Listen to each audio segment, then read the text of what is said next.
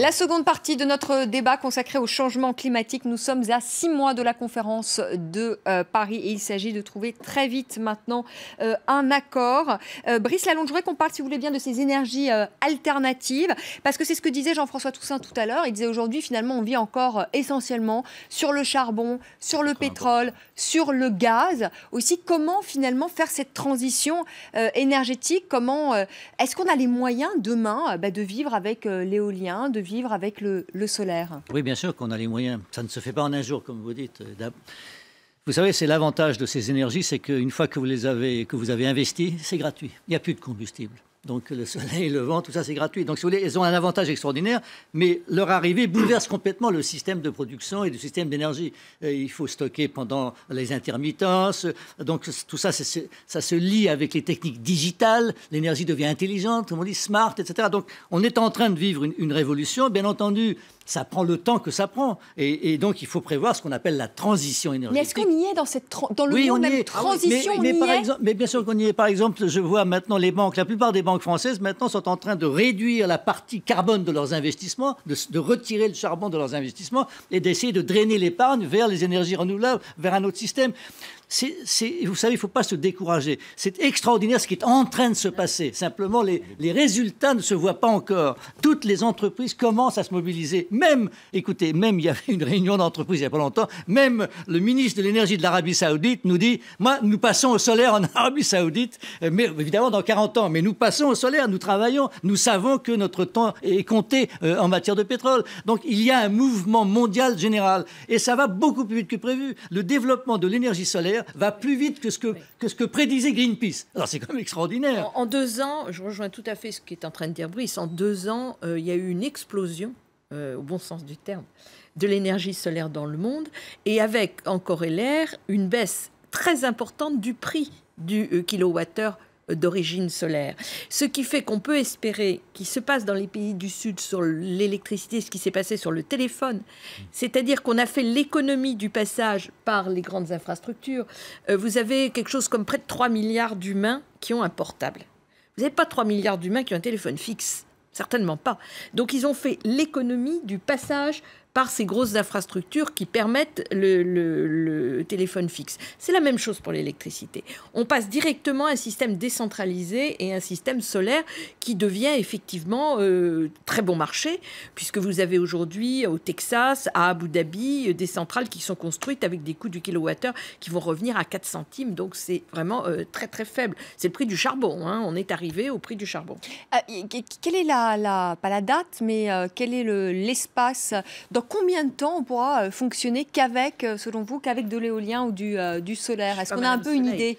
C'est aussi juste un mot, c'est aussi la réduction. Et c'est tout le volet efficacité énergétique. Oui. Vous ne pouvez pas parler de l'un sans l'autre. C'est-à-dire qu'on ne peut pas, à consommation égale, faire cette transformation rapidement.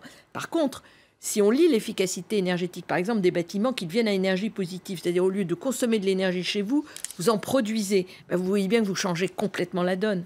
L'OCDE, qui est quand même un club important de tous les pays riches, dit entre 2050 et 2100, il faut passer à 0 émission. Ce n'est pas une petite association d'environnement, c'est l'OCDE elle-même qui dit qu'il faut passer à 0. Donc c'est vraiment les messages de la Banque mondiale, les messages de l'OCDE, les messages de la plupart des responsables. Oui, il faut passer à 0.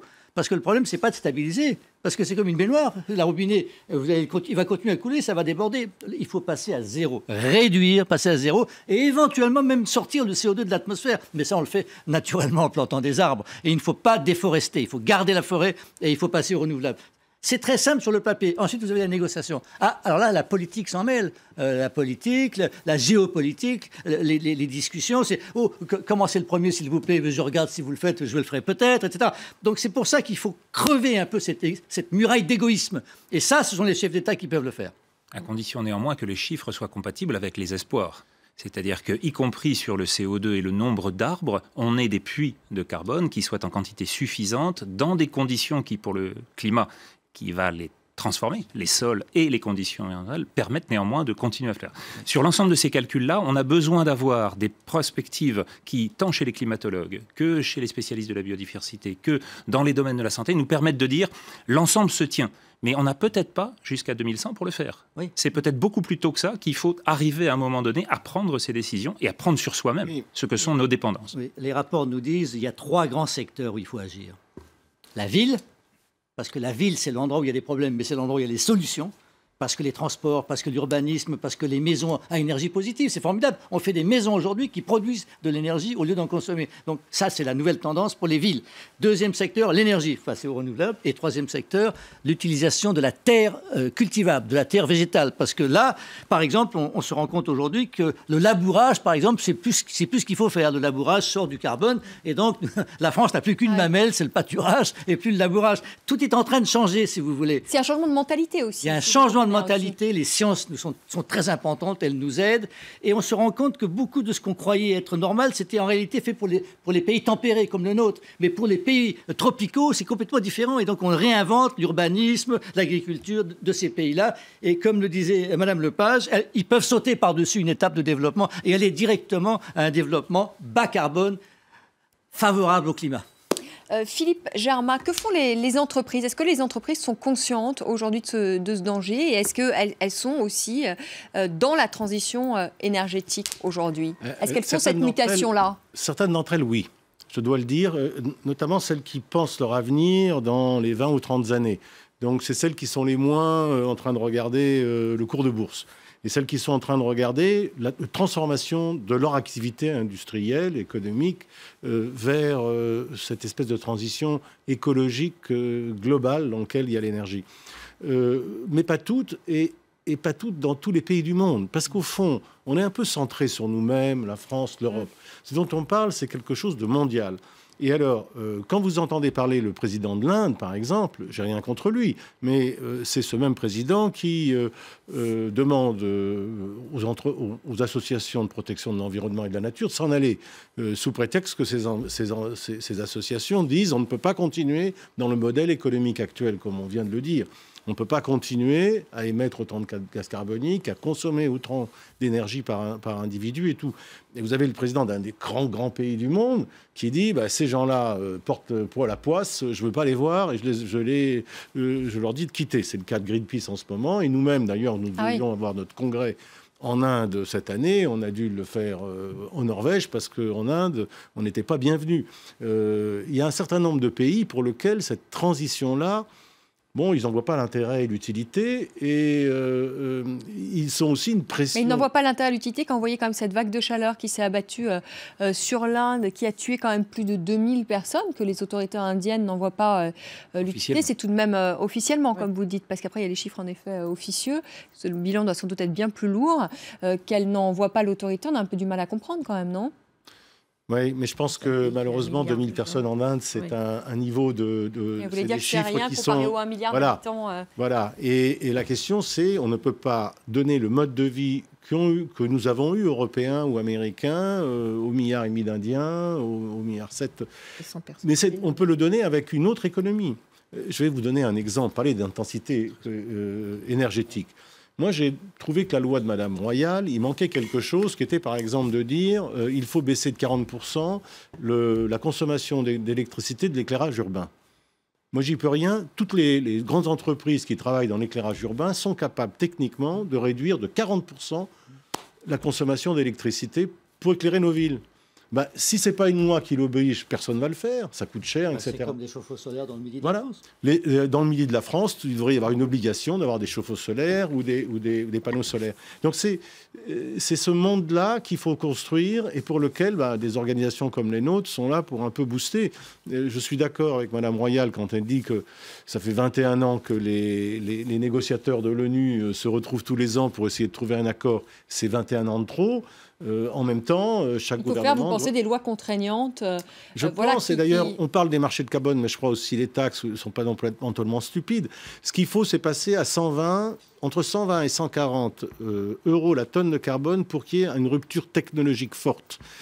technologique forte, c'est-à-dire que quelque part, il devienne impossible de brûler du charbon pour faire du courant, sauf à remettre le CO2 dans la terre, l'on développe des voitures qu'on change complètement la façon de se propulser, zéro carbone, etc. Donc, et qu'on puisse arriver notamment à stocker l'énergie, à développer des technologies permettant, avec les énergies renouvelables, de se satisfaire sans être obligé de brûler des énergies fossiles.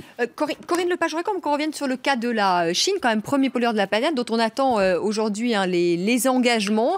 La Chine, quand même, j'ai vu, qui était première en matière d'éoliennes et également de véhicules électriques. Oui, aujourd'hui, la Chine aussi. est vraiment à fond sur la transition énergétique. Solaire. Et solaire, oui. Bah oui, ils ont commencé par nous inonder avec leurs Solaire. panneaux il y a déjà 4-5 ans. Et depuis 3 ans, ils en font chez eux. Et donc, effectivement, c'est le premier pays en termes de renouvelables dans le monde. C'est en même temps le premier, comme le disait Brice il y a un instant, le premier à produire du charbon. Mais la Chine, c'est 1,3 milliard ou 400 millions de personnes. C'est un quasi-continent, à elle toute seule. Donc, voilà, c'est le monde des contraires. Mais la pollution... Là, je suis tout à fait d'accord avec Brice. La pollution atmosphérique, mais qui n'est pas liée au CO2, c'est lié à tout le reste, et à un niveau tel que les gens ne veulent plus, par exemple, investir à Shanghai, parce qu'on ne peut tout simplement pas y vivre décemment. Donc la Chine, elle sait bien qu'elle est obligée de changer. Et c'est ça qu'il faut comprendre, et c'est le problème des négociations internationales, c'est que quand on va aux négociations du climat, on parle de climat, mais on parle de tout le reste. Et c'est en ça que tu disais, il y a les égoïsmes nationaux. Quand la Chine et les États-Unis discutent, vous pensez bien que le climat n'est pas le seul sujet de discussion et qu'il y a derrière la question du climat 50 autres sujets, y compris les rapports sur le terrorisme, parce qu'il y a des équilibres qui se font et qu'il y a des questions géostratégiques qui viennent se glisser dans les questions du climat qui n'ont rien à voir avec. Mais enfin, il n'empêche qu'elles ont quand même quelque chose à voir. Oui, on donne la Syrie, où vous voyez tous ces épouvantables événements qui se produisent en ce moment. Entre 2006 et 2011, la Syrie a connu une sécheresse énorme. Cette sécheresse a précipité 1 million de fermiers dans les villes qui ont dû quitter la terre. Ils ont rencontré dans les villes 1 million de réfugiés irakiens. Vous croyez que ce million de fermiers supplémentaires arrachés de sa terre à cause de la sécheresse a aidé à la situation politique en Syrie? Évidemment que non. Et de la même façon, quand vous avez parlé, monsieur, des incendies à Moscou, des incendies de tourbe, et qui ont atteint la production alimentaire. Premier résultat, la Russie a décidé d'interdire ses exportations. Plus d'exportation de nourriture russe. Conséquence, prix alimentaire, conséquence, printemps arabe.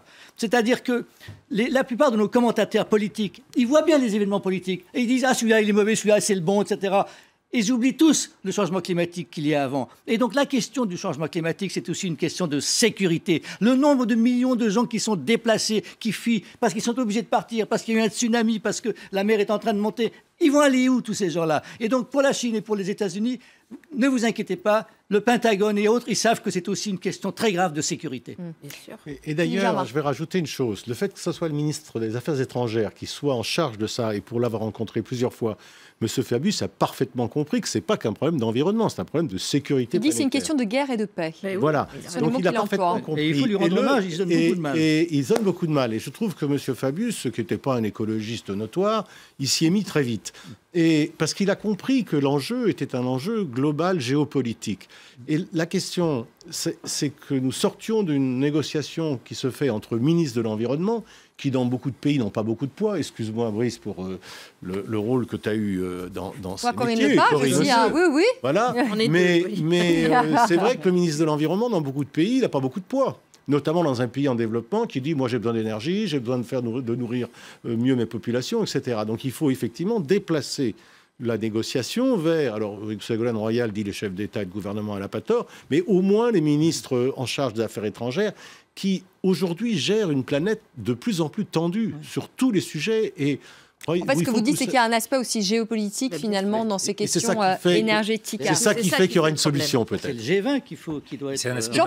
C'est un aspect majeur, et c'est un aspect sur lequel, justement, le fait d'avoir couplé l'écologie, l'énergie, et donc, du coup, de mettre en rapport les dépendances pour l'énergie dont on a besoin et les produits secondaires de ces combustions, puisque c'est principalement ça dont nous subissons les effets maintenant, c'est à partir de là qu'il faut comprendre l'ensemble de ces éléments pour pouvoir décider. La question, c'est est-ce qu'on a par ailleurs des systèmes sur l'ensemble de la planète, donc au cœur de l'espèce, qui permettent à un moment donné de résoudre ces questions-là sur l'ensemble des pays participants? Pour l'instant, la réponse est non. Est-ce que, anthropologiquement, dans les questions historiques qui ont fondé l'ensemble des nations et des pays, on a réussi à un moment donné à avoir ça? Oui, on a eu l'exemple européen sur les 60 dernières années. Exactement. Est-ce qu'on est capable d'utiliser cet exemple-là pour en faire un effort international? Il me semble que s'il y a un message d'espoir à retenir de ce que pourrait être un accord dans ce contexte-là, après le grand échec de Copenhague, malgré les 2 pages que vous souligniez tout à l'heure, c'est un point sur lequel c'est probablement notre seul espoir de succès. Corinne Lepage, je voudrais qu'on parle aussi quand même du financement, parce que, pardonnez-moi, il reste que quelques minutes. Les États riches ont promis donc de verser 100 milliards de dollars par an pour les émergents. Hein, aujourd'hui, comme vous le disiez... C'est un peu plus compliqué que ça. Du nord vers le sud. Du nord vers le sud. Pour l'instant, il n'y a que États. 10 milliards de dollars qui ont été versés. Et réellement dans la cagnotte, parce que bon, on fait toujours beaucoup de dons. On dit, moi je vais donner 2, moi je vais donner 3, etc. Puis après, quand on regarde dans la caisse, il n'y a pas ce qu'on a donné. Donc, connaissez oui, bien mais ça. c'est la vérité. Donc sur les 10 milliards, il n'y en a que 4 pour l'instant. 4, on ne va pas aller bien loin. Non. Non. Non, mais la Et question pourquoi ils de la veulent pas payer? répartition. Est-ce qu'ils vont La pouvoir question, à payer votre aussi, avis, vu la crise pourquoi est-ce que la France n'a pas envie en ce moment de donner 4 milliards, à votre avis? Eh ben, parce qu'on n'a pas des finances publiques qui nous Oui, mais permettent comment on va de pouvoir faire faire cette transition Bon, énergétique? Parce que les pays aujourd'hui, l'économie mondiale, elle est quand même oui, mais en enfin, les panne. pays du... Parce J'entends que bien, mais les pays du Nord, les pays d'Europe, c'est pas Corinne uniquement l'argent public. il faut de l'argent privé. Voilà. Et donc, la mise en mouvement, et je voudrais Les revenir investisseurs. là-dessus parce que c'est très Allez, important, Corinne Lepage. la mise en mouvement de la société civile, tant dans son aspect entrepreneurial que dans son aspect citoyen, est quelque chose d'absolument fondamental. Pour répondre à votre question, et c'est vrai, et c'est une magnifique question philosophique que vous évoquez, c'est en fait, on est passé dans le monde dit de l'anthropocène, c'est-à-dire à un moment où ce sont les humains qui modifient la planète, c'est plus la planète qui se modifie elle-même. Il faut une nouvelle éthique, il faut une nouvelle organisation qui corresponde à ce nouveau monde qui est celui de l'anthropocène, qui est complètement différent de ce que nous avons connu jusqu'à présent. Eh bien, il est tout à fait clair que ça ne peut se faire qu'avec la société dans son ensemble. Et moi, ce qui me rend optimiste, c'est pas tant que je suis sûre qu'il y aura un bon accord, j'en suis pas sûre du tout, mais ce qui me rend optimiste, c'est le changement qu'il y a à la base.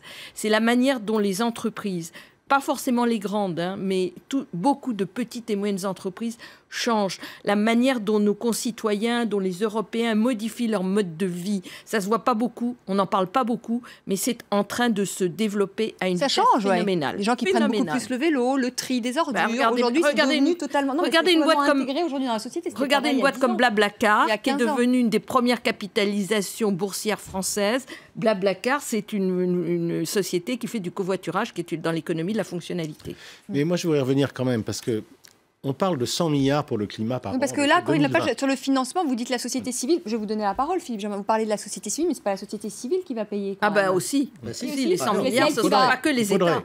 Mais moi, je vais Ce vous sera pas donner que un les chiffre. États. 100 milliards, combien par an investissent les énergies fossiles? À peu près 800 milliards. Oui. Donc, vous voyez, il y a un problème. Et parce que nous sommes dépendants du pétrole et du charbon depuis la révolution industrielle. Et c'est là qu'est l'argent. Les compagnies les plus riches, c'est celles qui vendent du pétrole, du charbon. Et d'ailleurs, elles dirigent le monde. Et parfois même pire que le football. Donc, difficile pourtant. non, mais bien sûr. Bon,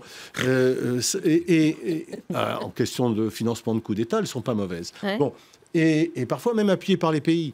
Donc, on a un vrai sujet là. On a un vrai sujet. Il faut sortir de cette dépendance au pétrole, au charbon, aux fossiles. Et quand on demande 100 milliards alors que les autres investissent 800 milliards par an. On n'y est pas encore. Donc c'est là où il faut forcer. Et je vous rappelle que qu'il y a encore des financements publics, Oui. des subventions publiques au charbon. Oui. Et au le pétrole. président de la République s'est engagé lors de la conférence environnementale ouais. de dire la France ne financera plus l'argent public français, notamment la COFAS, ne financera plus les centrales à charbon à l'exportation. C'est toujours pas sorti.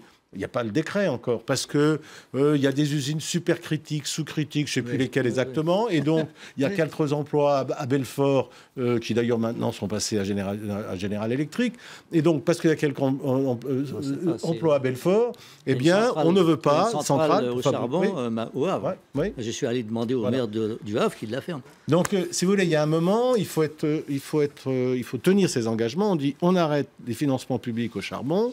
Je crois savoir qu'en Nouvelle-Calédonie, j'en suis assez sûr, il y a une entreprise privée qui veut faire une centrale charbon. Et elle demande des subventions. Elle demande de bénéficier de subventions publiques. Je trouve anormal que les Français, les contribuables français, aident au financement d'une centrale à charbon en Nouvelle-Calédonie, que l'entreprise privée la finance toute seule. Donc on a encore beaucoup de choses à faire pour arriver à cette transition. L'idéal, c'est qu'elle ne la finance pas d'ailleurs. Voilà. Que je sache, les Allemands n'ont pas été financés par les Français pour passer à nouveau à un système dépendant du charbon.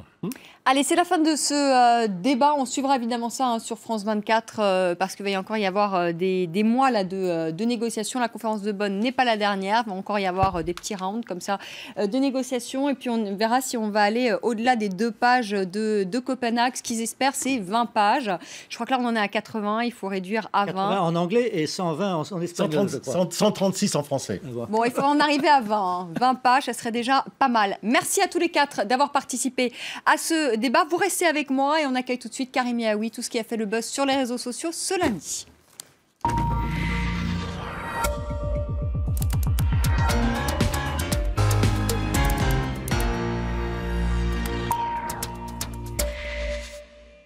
Bonsoir Karim. Bonsoir à tous. À la une des médias aujourd'hui, la liste noire de Moscou, la liste noire de Vladimir Poutine. Alors c'est vrai que cette information qui a fuité ce week-end, cette liste de 89 personnalités politiques, continue de faire couler pas mal d'encre. On en parle sur le site du Monde. Des Européens, nous dit-on, à la fois fiers et scandalisés de figurer sur la liste noire de Moscou. Alors, ce n'est pas une surprise, comme le souligne le site de l'Obs. Pas mal de pays baltes, anciens satellites soviétiques, mais aussi la Pologne, qui ont critiqué très régulièrement ces derniers mois la politique russe, notamment en Ukraine. Mais il y a aussi des Français, des Allemands, des Roumains, des Tchèques, des Danois qui figurent dans cette liste. Le site Slate s'est arrêté un instant sur les réactions, notamment sur les réseaux sociaux, d'un certain nombre de politiques européens. Alors, très nombreuses réactions sur Twitter.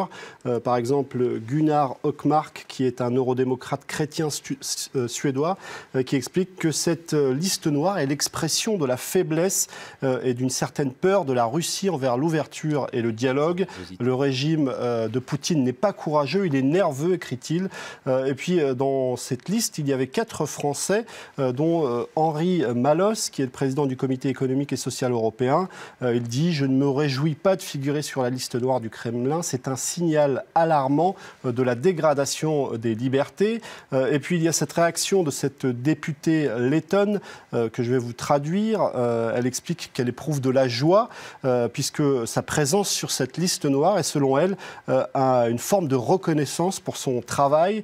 C'est un petit peu la même tonalité chez ce député belge, député eurosceptique, qui explique trop d'honneur pour moi, Monsieur Poutine. Et puis la réaction ironique de Guy Verhofstadt, l'ancien Premier ministre belge, qui dit « Sepp Blatter et Marine Le Pen, eux, sont toujours les bienvenus en Russie. » Et puis cette dernière réaction d'un autre eurodéputé, cette fois-ci néerlandais, qui dit « Il y a tellement d'autres pays à visiter ».